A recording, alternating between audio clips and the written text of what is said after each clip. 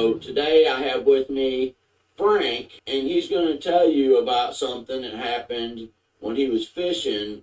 And my two cousins, they're like my brothers, my best friends. We used to go fishing like every Friday night and stay overnight. Now we're back in 1984, and I'm 24 years old at the time. So to see our line, we used to get a tire, and we used to light a tire on fire, and we're fishing like 5 feet apart, and just waiting for a catfish bite. And this black shadow goes past us, and we looked at each other and said, "What was that?" And I don't know. All of a sudden, that black shadow comes straight down on top of us, very prehistoric. The only thing I can tell you is that it was a pterodactyl, and it was nothing else. I'd say 15 feet, 20 feet. It was just hovering, going,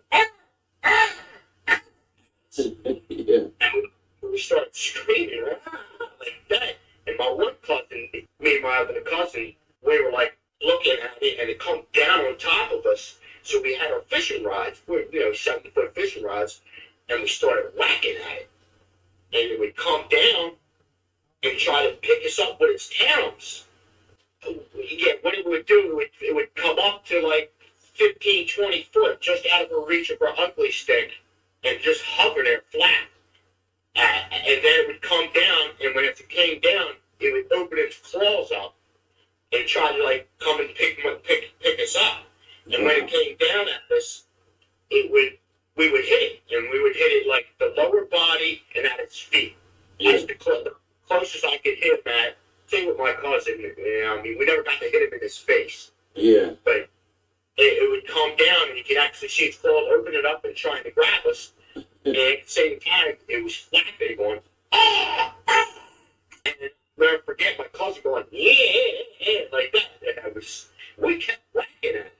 But this thing wouldn't stop. I mean, yeah. To say that it was relentless, it came down at us at least 15 times. They heard his mom screaming, "Let him go! Let him go!" All came running out of the room to see, unquote, Randy's mother, quote, swatting at this giant featherless bird with a broom, unquote. That flying creature, quote, had picked up one of her large dogs. The creature finally released the dog, and that was that. She told me her story, and I shared with her mine, unquote. Now, we're not finished with pterodactyl attacks. And this is not just about some weird flying creature in Georgia in 1995. Let's move 500 miles to the west, 9 miles south of Cordell, Oklahoma, 18 years earlier in 1977. I've talked about about this elsewhere, but we'll go over the basics of what it is. A 4-year-old girl there in that rural area. It was early in the morning after her older brothers and sisters had gone off to school on a school bus. She was walking back to the house, and she was attacked by this horrible, gigantic flying creature. She said it was as long as a Volkswagen Bug, as I recall. Yeah, a Volkswagen Bug. It was covered with hair or fur or something like that.